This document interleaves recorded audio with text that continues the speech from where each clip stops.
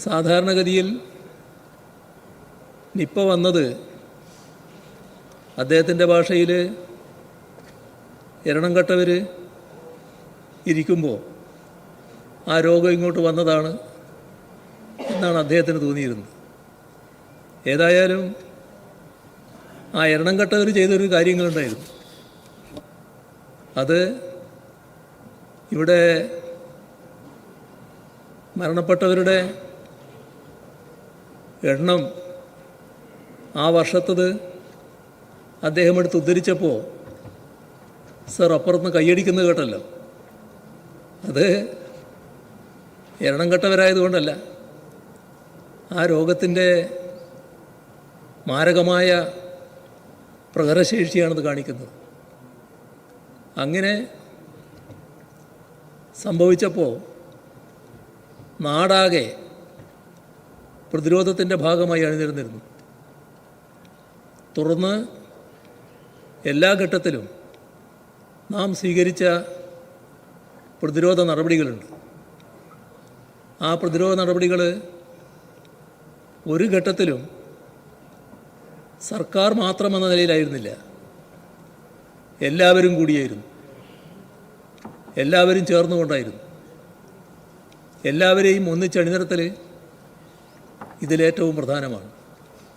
ആ തരത്തിൽ തന്നെയുള്ള ഇടപെടലുകൾ തുടർച്ചയായി നടന്നതാണ്. എപ്പോഴെല്ലാം നിപ്പ ബാധയുണ്ടായോ ആ ഘട്ടത്തിലെല്ലാം ആ തരത്തിലുള്ള പ്രതിരോധ നടപടികളുണ്ടായിരുന്നു. സർ, അതിൽ ഒരു കാര്യങ്ങളെല്ലാം നമ്മുടെ ആരോഗ്യരംഗത്തുള്ള വിദഗ്ധരും അതിനെ സഹായിക്കേണ്ട മറ്റ് ഉദ്യോഗസ്ഥരുമെല്ലാം ചെയ്യും. എന്നാൽ അതിനെല്ലാം ഒരു ജാഗ്രത കൂട്ടാൻ, ഏകോപനം ഉറപ്പിക്കാൻ സർക്കാർ എന്ന നിലക്ക് നിർവഹിക്കേണ്ട ബാധ്യതയുണ്ട്. ആ ബാധ്യത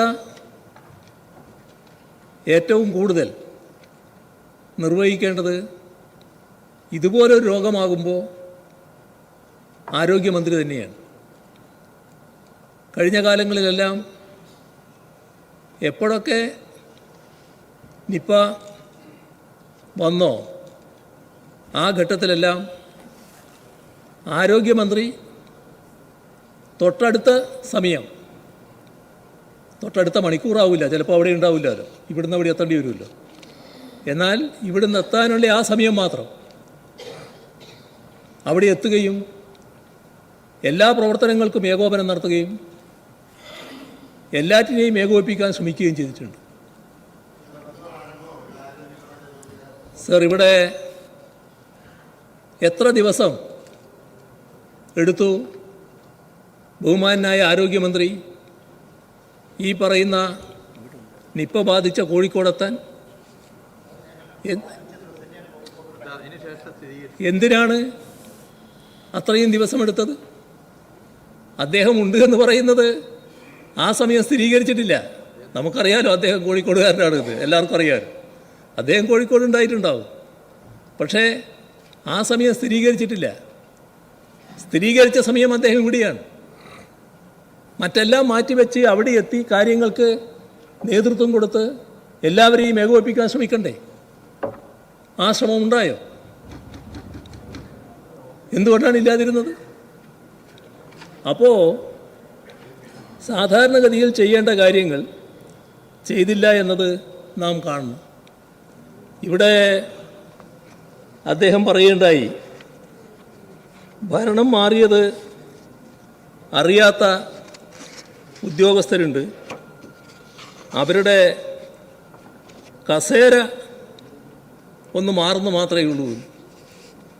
സർ, അത് ഇപ്പോഴെല്ലാവരും മനസ്സിലാക്കിയിട്ടുള്ള കാര്യമാണ്. സർ, കഴിഞ്ഞ മെയ് 18 ഈ ഗവൺമെൻറ് അധികാരത്തിൽ വരുന്ന സത്യപ്രതിജ്ഞ നടന്നത്. സർ, സാധാരണഗതിയിൽ അതിനുശേഷമല്ലേ ഗവൺമെൻറ് ചെയ്യാൻ കഴിയും. അതിനുശേഷം ചെയ്യേണ്ട കാര്യങ്ങൾ അത് കൃത്യമായി ചെയ്തോ? അതാണ് പരിശോധിക്കേണ്ട കാര്യം.